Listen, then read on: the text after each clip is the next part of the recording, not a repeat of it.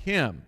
At this point in our story, Joseph was governor in Egypt, and the brothers had come to Joseph from their land to Egypt to buy grain. All the nations were coming because Joseph had this wise plan of storing up grain during this time of famine, and the brothers were coming to get grain. And when they asked for grain, the governor, who was Joseph, who they didn't know was Joseph, the governor accused them of being spies, and he told them that they could go back home. They had to go back home, and to prove that they weren't spies, they had to bring their brother Benjamin, who wasn't with them this time, to prove the legitimacy of their story, their innocence, that they weren't spies. And so they came back with Benjamin.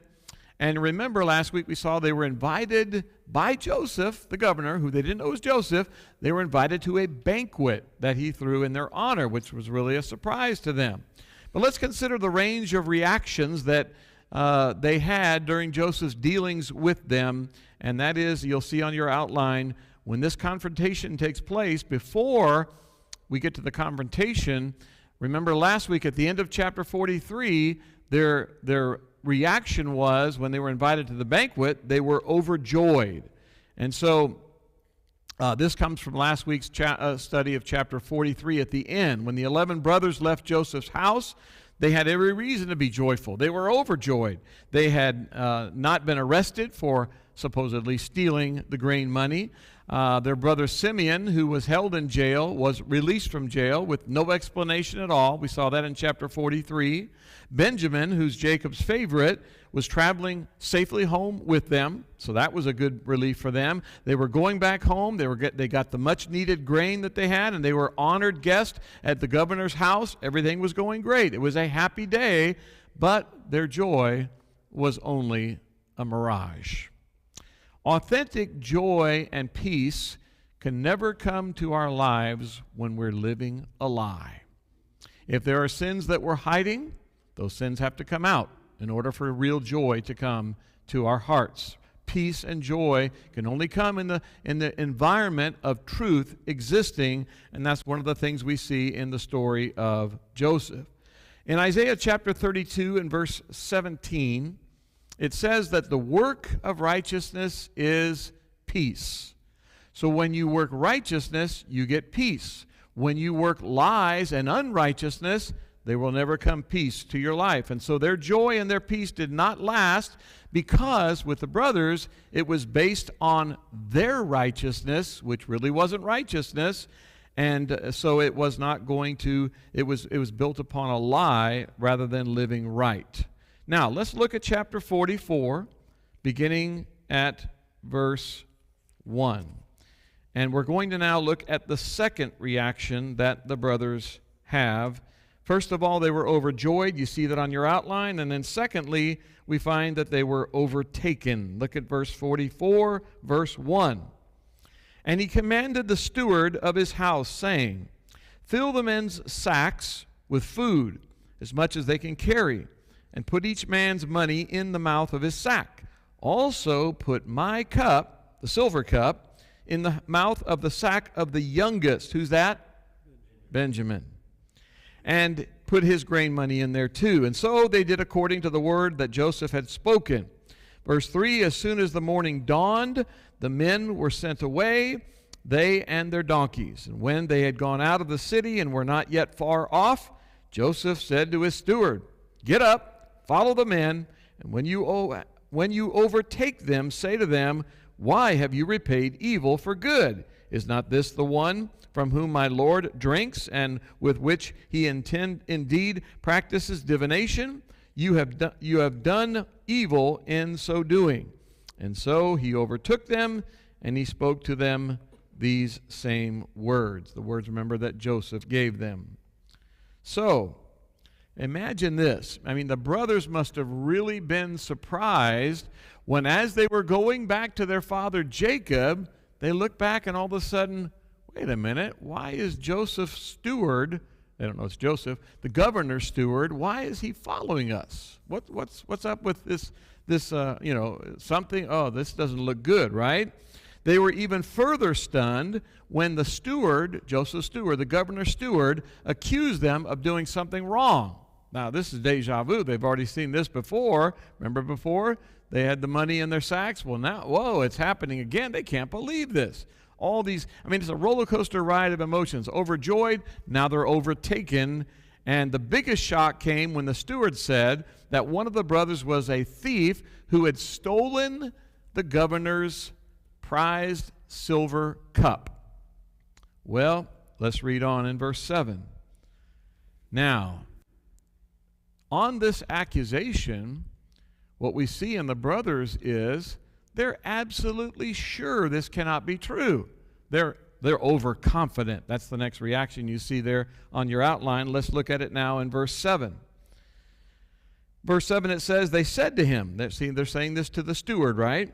They said to him, why does my Lord say these words? Far be it from us that your servant should do such a thing. Look, we brought back to you from the land of Canaan the money which we found in the mouth of our sacks. How then could we steal silver or gold from your Lord's house? With whomever of your servants is found, let him die, and we also will be my Lord's slaves. And he said, now also let it be according to your words. He with whom is found shall be my slave, and you shall be blameless. Verse 11, then each man speedily let down his sack to the ground, and each opened his sack. And so he searched. He began with the oldest and left off with the youngest, and the cup was found in Benjamin's sack. Well, they were sure of their innocence. You see that in the opening verses there, beginning at verse 7. So they began to defend themselves. They were defending themselves passionately. They were sure they had not done anything wrong. Hadn't they proven their honesty before? Remember, when they came back, they said, hey, listen, we don't know what happened, but here's the money. They were honest about it. When the grain was found, or the money was found in their grain sacks before. And if they were thieves, then they would have just kept the money and said nothing. So they're very confident about their innocence. But in giving their defense, they went a little bit overboard. Look what they said there. They said to the steward, listen, if any of us are guilty, that person can be killed, and the rest of us, we will be your slaves. That's how confident they were. Well, the steward had a different proposal in mind. He said that the brother that's caught with the governor's cup would become a slave, and the other brothers would be sent home.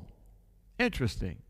Adding a little further feeling of guilt, as in, well, even if we had, the money, but we didn't have the silver cup, we get to go off scot-free, and the one brother who has the silver cup, that person's going to be killed, or not going to be a slave to the governor. Jim.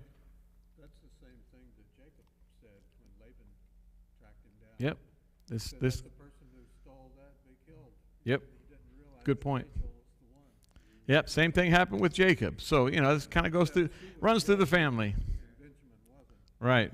Right. So anyway, when the steward searched the brothers' sacks, he heightened the tension by working from the oldest down to the youngest. Now, it doesn't say it in the text, but you can just imagine. See, this has already happened before at the banquet when they were served from oldest or seated youngest or oldest to youngest. Benjamin at the top of the table. Anyway, and Benjamin gets double portions. Remember that there at the banquet? Now, they're seeing this all again. So I don't know. I'm just maybe inferring in the text here that they're scratching their heads thinking, how do these Egyptians always know our ages? And the only way you'd know that is if you were, what? A brother. Joseph. He knew that. See? Interesting that that's coming out that way. But anyway, once again, the steward found money in each of the brothers' sacks. And when they came down to the youngest son, the governor's silver cup was found in Benjamin's sack. I can surely imagine that the brothers realized, okay, we're done. This is the worst possible thing that could happen. We have come to the end. Our father, if this guy doesn't kill us, our father will kill us when we get home, right? We don't bring Benjamin back. Whew, man. What a turn of events, right? Well, here's another reaction. Look at verse 13. So in verse 13, they were then overwhelmed. Chapter 44, verse 13.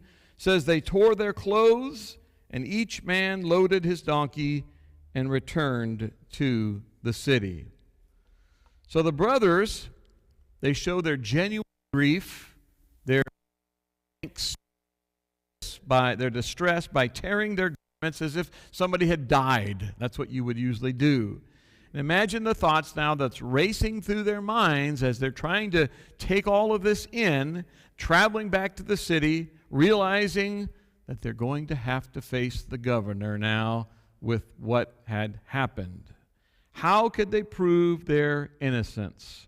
And how could Benjamin, they're probably thinking, how could Benjamin do such a thing? Now, why do you think Joseph would do this? He's testing the way they're going to react with the possibility that Benjamin really did a bad thing here, right? Isn't that what's happening? And would Benjamin become a slave? Or would Benjamin maybe be executed? So, I mean, what would they say to their father when they came home without his favorite son, Benjamin? We have a little echo in the thing. All of a sudden things are changing. Well, since the money was found in all of their sacks, would they all be punished as slaves? Lots of questions as they go back to the governor's house. They were overwhelmed, certainly didn't know what to expect out of all of this. And you see that this is what?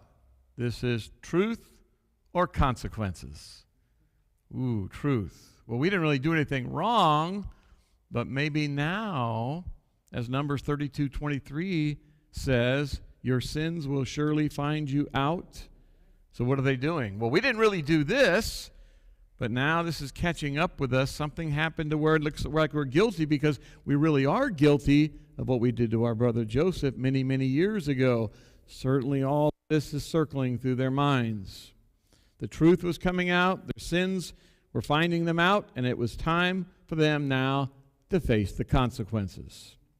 So let's look now in chapter 44 down to verse 14 through the end of the chapter. This is where we'll finish tonight.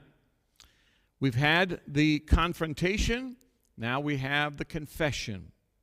The brothers respond quite well to this test that Joseph is putting them through. You'll notice in verse 14 the phrase Judah and his brothers. And that lets us know that Judah now is going to be the spokesman for the family. And Judah makes a confession here that shows that by God's grace, people can change, people can make a new beginning. This is true for all believers, especially here for Judah. Let's consider Judah's confession and how it points to his change of heart. On your outline, you'll see the heart that we see in Judah. Two things I'm going to put forth to you, and that is his submission and also his surrender. So look at verse 14 now. We read about his submission. Verse 14, it says, "So Judah and his brothers came to Joseph's house, and he was still there, and they fell before him on the ground. And Joseph said to them, 'What deed is this that you have done? Did you not know that such a man as I can certainly practice divination?'" He's telling them, I can figure these things out, right? Verse 16, "Then Judah said, 'What shall we say to my Lord? What shall we speak? Or how shall we clear ourselves?' God," watch this, this is important, he says, "God has found out the iniquity of your servants. Here we are, my Lord's slaves, both we and he also with whom the cup was found." What are they saying? We're just as guilty as Benjamin. Joseph wanted to hear that, right? Verse 17, "But he said, 'Far be it from me that I should do so. The man in whose hand the cup was found shall be my slave, and as for you, go up in peace to your father.'" Now we're going back to a place where we'll be just as good as dead, man. Our fathers are going to be so mad that we didn't bring Benjamin back. So the brothers come to Joseph then. Look at the earlier verses, verse 14. They bow down, 11 frightened and broken men. And his opening words, Judah made it clear that he wouldn't even try to defend himself, wouldn't even try to defend his brothers. They're guilty. The brothers had submitted themselves to Joseph as guilty sinners would submit themselves humbly before God. In fact, look at verse 16. That's exactly how they describe their submission to Joseph in verse 16. God has found out the iniquity of your servants.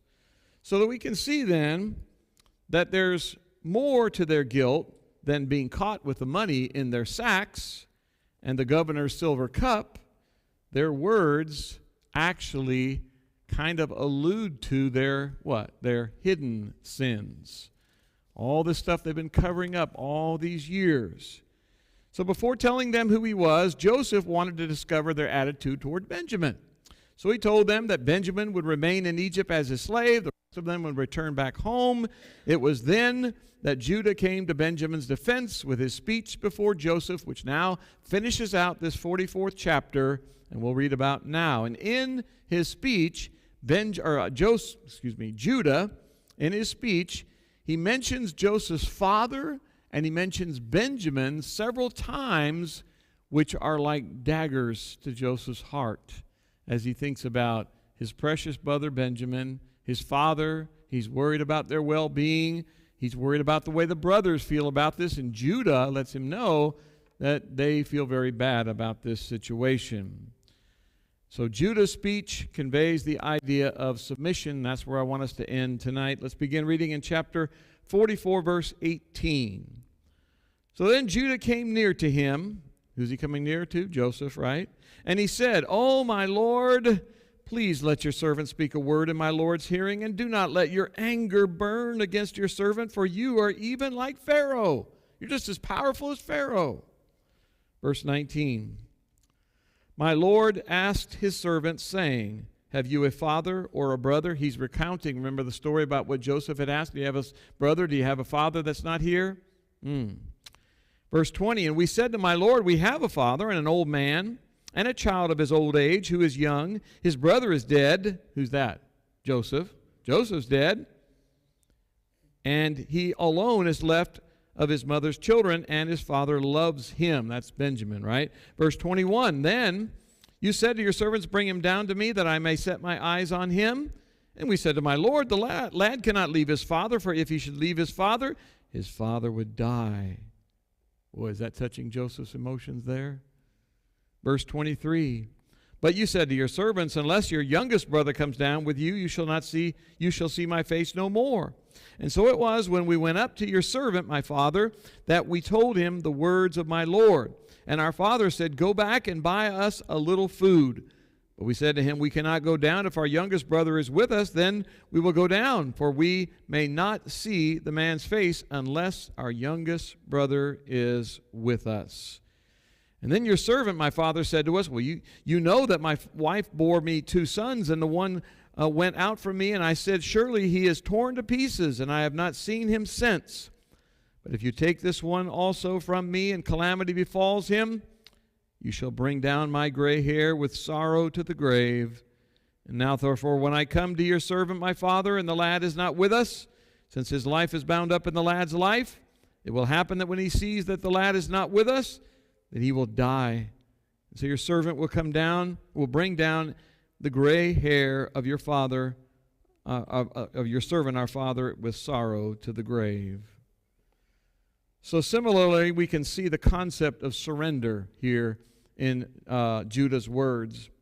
Judah surrenders himself, offering to stay in Egypt as a substitute for Benjamin. What does that tell us?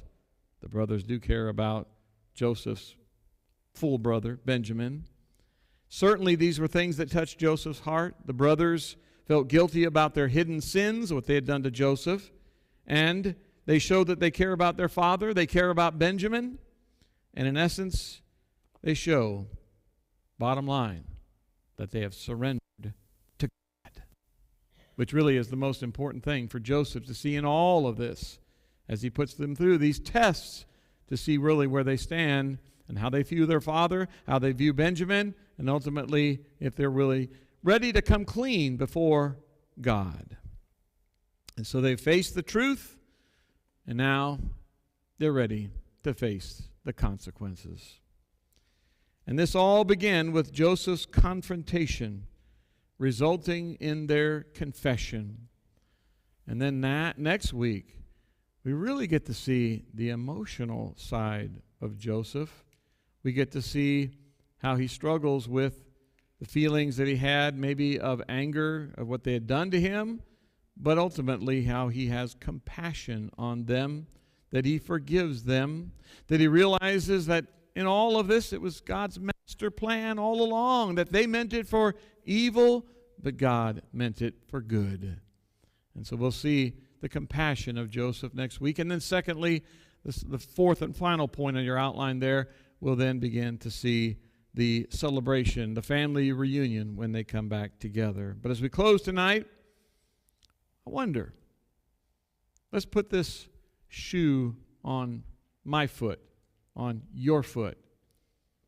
Have we gone through times in our life where we've been hiding, sitting on a sin that we've not really fully dealt with, that we've not admitted, that we've not confessed before God, that we've maybe even not asked for forgiveness from somebody else? And if that's true, maybe that's why, for me right now, there would not be peace in my life. There would not be joy in my heart when I'm hiding sin. See, your sins must come out. They must be dealt with. And I see that as being the main point here in this 44th chapter. So, we've come to the end of our study tonight. Appreciate everybody coming tonight. We'll say goodbye to our video audience, and we'll wrap things up. Hey there, YouTube viewer. We want to thank you so much for checking out our video today, and we hope it was a blessing to you. Now that we've reached the end of our video, we're going to ask you to do two things. The first one is subscribe to our YouTube channel, hit that notification bell so you'll be alerted of any YouTube video content that we put on in the future. The second one, we want to invite you to come and worship with us in person. Every single Sunday morning at 9 a.m., we have class time for all ages, and then that's followed up by our 10 a.m. worship time as well. During the middle of the week, Wednesday night at 7 p.m., again, we have classes for all ages. We want to invite you to any and all of that. I think that you'll be really blessed by it. We can't wait to see you there.